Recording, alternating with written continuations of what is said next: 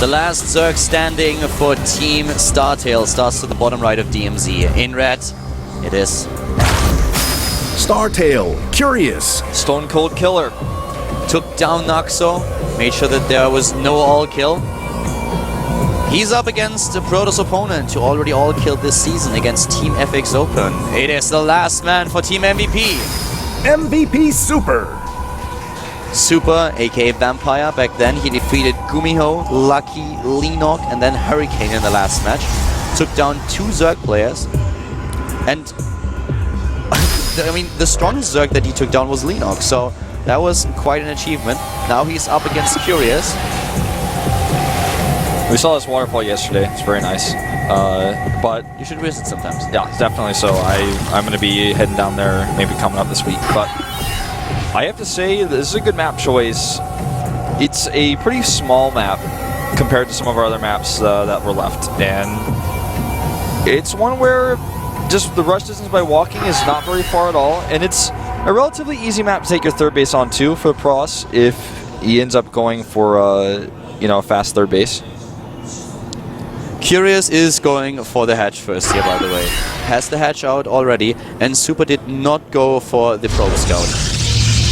One of the main reasons why Curious was able to get this hatch up in the first place, but he goes for the Nexus first immediately. Yep, Nexus first, and we'll drop the Forge and then scout.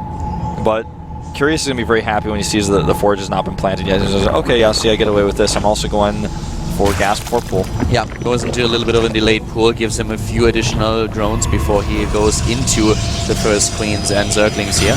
Sees, of course, exactly what's going on here, and once he saw the pilot, he knew that there was a Nexus first up against him. Yeah, and drops the gate even before cannon with this. This is really tense between these two players, and I'm curious to see what sort of strategy we're going to see from Vampire here. That is an incredibly early third base. At 3:30 in the game, Curious takes his second expansion. Wow. Yeah. Even before the pool is done. He canceled his second gas, or his first gas, I should say. Did not end up keeping that, just got some extra Harvester off a bit. Okay, this is crazy right now. I mean, he is so vulnerable to any kind of attack early on in the game, but without super scouting, he won't know about this. And this is also something that you don't expect. I mean, the only thing that is greedier than the build that Curious is currently executing here is the double hatch before pool. Yeah, this is definitely an aggressive move by Curious, and the core here is somewhat late. He's got a full wall up now. He'll have to kill the depot to get out, as Legend is highlighting there. Yeah, full wall for Super, and this is going to be a crazy game. I mean, right now, the Zerglings, of course, making sure that there is no probe hiding anywhere, that there's no pylon. You have to do it. If you get such an early third base, you need to check if there is a pylon nearby, if there is a probe somewhere. So that is a really interesting start into that game. And you know what else is interesting about this full wall is that it means that he's not going to scout. He can't. He literally has no probe outside of his wall. He can't send anything out until he kills that depot. And he goes robotics. I could see an immortal push coming out of this. Oh yeah, that could definitely be one. I mean, this is going to be a very interesting build. There's going to be a timing for Super with the full wall that he has at the front. He has to take out one of his key buildings if he wants to go through that wall. I mean, it's not like there is a pylon that he can take down and just walk through the gap. Well, he can kill the neutral depot. Oh yeah, sorry, my bad. I didn't even see that on the minimap. Yeah. But yeah, once he kills the neutral depot, he'll want to replace that with one of his crucial buildings, like a pylon, to reinforce his wall when he goes out. With the color here, I didn't even see the neutral depot. Sorry, that was definitely my bad. Yeah, he going through the neutral depot there. But for now, he's, as you said, in a position where he can't scout, so he has no idea what's going on. He is completely confident in his strategy and in the build that he chose to execute here. He goes into Observer, though, which is a little bit surprising to me, considering he went for this timing. He didn't get +1, though. He's starting his Mothership course. It looks like he's gonna, take a third base instead. Huh, not really what I expected to see. And there comes the Immortal on the other hand, also being chrono boosted here. Bottom right, what do we have for Curious? Curious is currently droned up quite a bit. He has double gas at the natural. and is now taking additional gas at his third base, going into the lair tech. Doesn't have speed up just yet, so the first gas goes right into the tech at a very normal timing, roughly around the 7-minute mark. And we have Super going straight into the robotics. This looks more and more like we are going to see the push out with 2 Immortals and then the 2 Colossi. That's what it starts to seem like. He is in that second Immortal now. More gateways going down on the main base as well. It starts to look more and more, you know, obvious that he's going for this. That strategy has been dominating Zerg on ladder a lot, and most Zerg players have been struggling against it. But it's also a strategy where a lot of Zergs talk about how to defeat it, talk amongst each other and be like, okay, what do you do against this? One of the things that you could do is go into a swarm host style. You can, of course, also just try to macro up in a way that you will have a superior force flank once again, rely on a couple of Corruptors here. We already have the Roach Warren out. But part of dealing with this is knowing about it though, and he just simply doesn't yet. Yeah, he builds, exactly, he's currently building Spore Crawlers because he doesn't know what's going on. Yeah, he thinks it might be just a regular Phoenix opening. And I like the Mothership core with Observer pressure here. He's cleared up the creep all the way on the left side, he continues to do so on the right. This is what we see normally with a Void Ray, but he's doing it with the Mothership core, which is also kind of indicating he doesn't have a Stargate, but you know, it's not conclusive. Curious has a really strong economy now. He goes into Hydralisks, which are always very strong, has still an overload there between the flagpoles, but Hydras alone will not help him here. Hydras die way too fast against the Colossi. And the big problem is that even, what is he going to do? I mean, even if he gets a Spire right now, it will be too late. Yeah. So he starts 11 Hydralisks. That Overseer actually is going to survive. Doesn't matter too much to him. This wall actually posing a little bit of a problem for his move out. He slowed him down. He doesn't full wall. He doesn't do a tight wall after this. He has to rely on flanks now. This is all about flanking and sheer numbers. And you know, he's given him a lot of time. Super is, he's given Curious a lot of time to prepare. He's not moving out right away. He's waiting for that second Colossus, which, you know, I feel he could have just rallied across the map. Now he's waited so long, his Mothership core may go down here. This is so close. Every second that he waits is precious to Curious because of the better economy. With the economy and the production that he has, every second will allow him to get more units into the game, and that's exactly what he needs. Upgrades he needs as well. to crush this with sheer numbers. He does not have any Corruptors. He doesn't have, let's say, Vipers, let's say Swarm Hosts. Nothing. Roach Hydra it is. Guardian Shield's up, good position. There's a cancel on the pylon. Time Warp goes down to zone out the units. He doesn't actually commit to fighting there, though. Still trying to buy himself some time. He wants the +1 attack upgrade, and he nearly has it. Now he's force fielding a few units, but nice reaction by Curious. Always spreading his units out as much as he can. Force fields here, no hesitation. Time Warp goes down as well. He can go into the third base. It looks like he wants to catch these units on the left for free instead. The sentries don't have a lot of energy left. Yeah, he's warping in Zealots right now. Very low on core resources. is nearly down, but here comes Curious with another set of units. He even pulls his probes, his drones, but can he really pull this off? Yeah, this is looking better and better for Super here, but Curious, you know, he's lost his mining at his third base. A 50 supply lead currently for the Zerg player, but he also has a lot more harvesters than his opponent. And he's not really mining, though. All of his drones in his natural and his third base are not mining at all. There is no Spire, no Infestation Pit, no Corruptors or Swarm Hosts. He only can rely on Roach Hydra, and the force fields so far for Super are great. He warped in another set of sentries so that he can put down even more of them. Curious goes in here again. The Colossi doing terrible, terrible damage here from the back, and I just don't see him holding. This push is one of the scariest pushes that Protoss has these days, and those Colossi, they are untouched. There is no flank set up to deal with them, and this is just a straightforward game for the for the Protoss player in this match. The MVP player is going to take this easy peasy from here on out. Super has won it. He's done it. He's closed things out for his team. GG. And once again, the build takes another Zerg victim. Double Colossus, double Immortal. He pushes out, takes it, and Curious has no chance. No chance at all. 4-3 is the final score. Super comes out. Wow. Congratulations to Team MVP. Well done. Naxo with 3 wins, and then it is Super who takes the final victory here.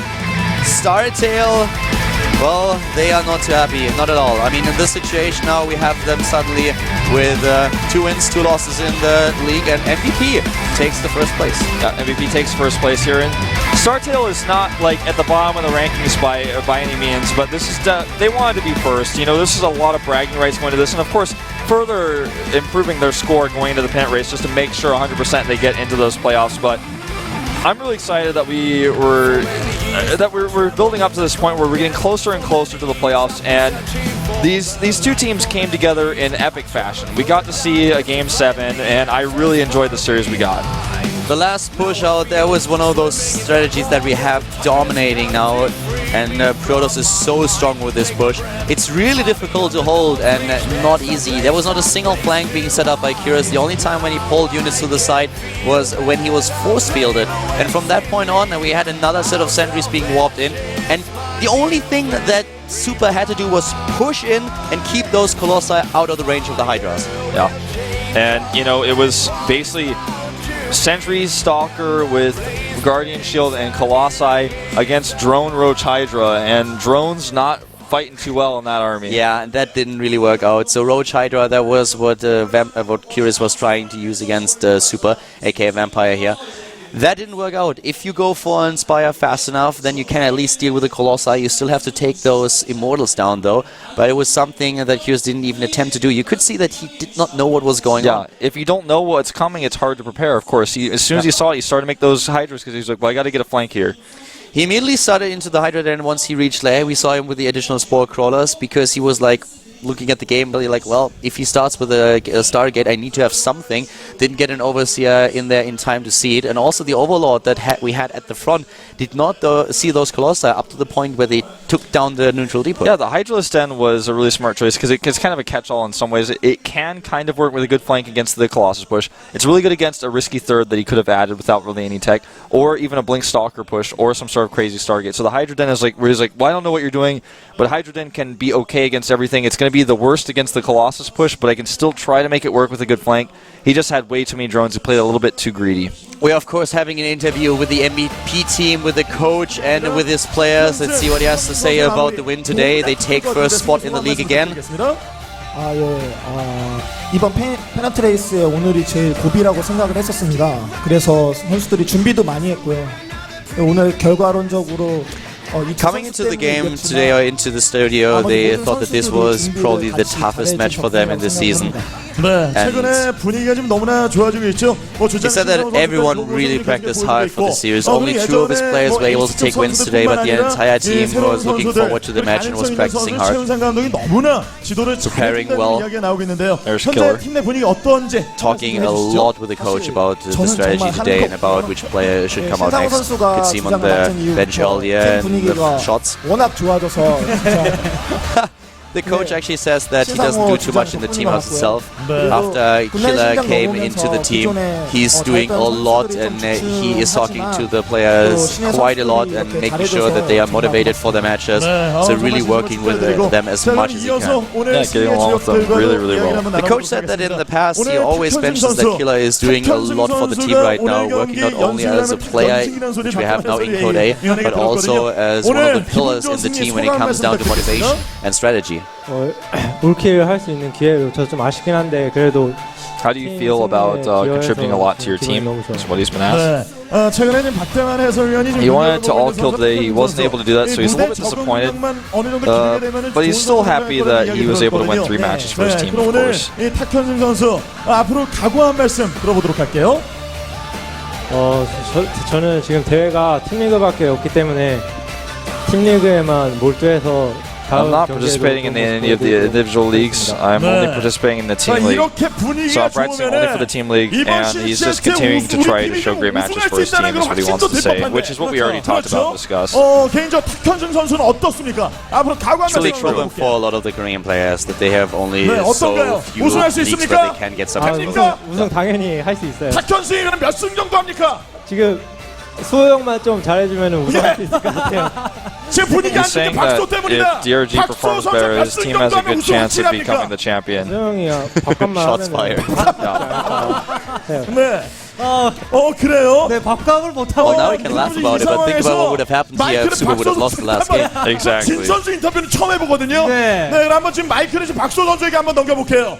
모든 선수들이 지금 이야기하고 있어요. 박소 선수 밥값만 하면은 MVP는 우승이다. The guest is actually just asking Donor to say a few words here about what Naxa just said. 말씀해 주시죠. 네, 빨리 밥값 하도록 하겠습니다. 죄송합니다. 자, 그래도 뭐 연습실이나 그런 데서는 좀 잘하고 있죠, 박소 선수. 최근 근황을 묻는 분들이 So 많이 he's saying 계시거든요. he will try to get better in the team league as fast as he can. 그냥 연습만 하고 있습니다. 네. Being a little bit 네. embarrassed 자, here. 그러면은 팀을 대표하는 선수로 이 박수호 선수의 각오를 한번 들어봐야 되거든요. 이번 He's 시즌 apparently not doing too much recently. 각오 한 말씀 좀 Only 해주시죠, practicing 박수호 at the 선수. team house, nothing else. 네. 네, 최대한 빨리 예전 폼 찾아서 Just has some more to say. 팀리그든 빨리 밥값하도록 하겠습니다. 알겠습니다. He's trying to get back to his 다시 former 한번 glory, basically. 축하드리고요. 또 빼놓을 수 없는 선수가 Yeah, 있죠. he's gonna try to 서성민 step it 선수. up in the team 아니, league 올 going forward. So 기량이면 just kind of some 마무리까지 very 올 carefully 마무리 answered 정말 questions there by DRG. Yeah, a little bit of banter going on between the teammates here. 자, 오늘 경기 Naxo with a couple of shots against DRG, but only friendly banter, of course. And the last player that we've seen today was Super, 승리 소감 한 말씀 부탁드리겠습니다. formerly known as Vampire. 되긴 했는데 그래도 마지막에 준비해놓은 게 있어서 제가 할 것만 제대로 하면 이길 수 있다는 자신감을 팀원들이랑 같이 믿고 있기 때문에 So it was a really tense situation for his team, but he prepared a 최근에 special 가장 strategy 급한 against Zerg. 선수로 He had 서성민 a lot of 선수가 지금 confidence in 지목되고 himself, 있는데 and he executed his 앞으로 build very 서성민 well. 선수의 욕심을 한번 들어보도록 하죠. 예. 이번 시즌 서성민 선수는 어떤 욕심을 가지고 계십니까? Yeah, as we said, a newer build, but a really 일단 common build these days. 이번 Yeah. 시즌에 무조건 활약하고 싶고 And really, really 개인 strong. 리그도 Really, really, really 지금 strong. 승강전에 있는데 승강전을 통해서 S도 가고 S 가서 프로토스에 앞장서는 선수가 되고 싶어요. So his first goal is 야, performing 진짜 well in the 멋있네요. GSTL, but he's 자, also in the up and down matches where he wants to do well, and he wants to just increase his popularity, bring himself out there as a person, as a player, and as a personality in esports and Korean esports in particular. But yeah, preparing a lot for GSTL these days, and of course also then waiting for the up and downs where he can once again try to get into good Yeah, dance. be sure you guys tune in to the rest of our WCS Challenger League and the up and downs going forward here to find out who stays in Code S, who goes down, and who goes up, of course. That's why it's called the up and down matches. And, you know, if you're a big fan of some of these MVP players, check them out in their up and downs as well. So a quick look at the results of the day in case you tuned in a little bit later. Here we have them on screen. Avenge with 2 victories for StarTale and taking down Dongragoon Keen, 2 very strong players for the MVP team, but then suddenly the Naxo show started and StarTale didn't enjoy that. No, he did not, or they did not. Curious was able to take out Noxo in the end, but Super was too much for him with that Colossus push, and MVP wins the day. Yeah, 2 exciting matches that we had now at the weekend. Yesterday, of course, Azubu up versus LGIM, and now MVP with a victory claiming the top spot in the league.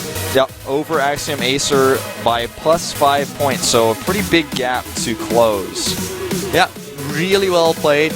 And of course, at the end of the league, at the bottom, we have Prime and NS Hosa. So the 4th playday is over, and we only have 3 playdays left. Time to step it up for a few of the teams. Yeah, there's not a lot of time left. Some players, they really need to step it up. Some teams need miracles. And especially Prime needs an incredible miracle next week when they are up against LGIM. They cannot afford to lose again, and versus such a strong team, it's not going to be easy to clinch out a victory. Absolutely not. And then, of course, Azubu versus Axiom Acer should be a really, really close match between these teams that are pretty even in ranking right now. Exactly. So this is going to be very close. Axiom Ace are doing a good job in their first season. Same is true for Azubu, though. And well, this is it for the day, guys. So I hope that you enjoyed these matches. We had very close series yesterday and today. And we are now heading into the 5th play day at the GSTL. But of course, before we start with the Team League once again, we have Code S coming up and also Code A next week. Make sure that you tune in and we'll see you then. Bye-bye.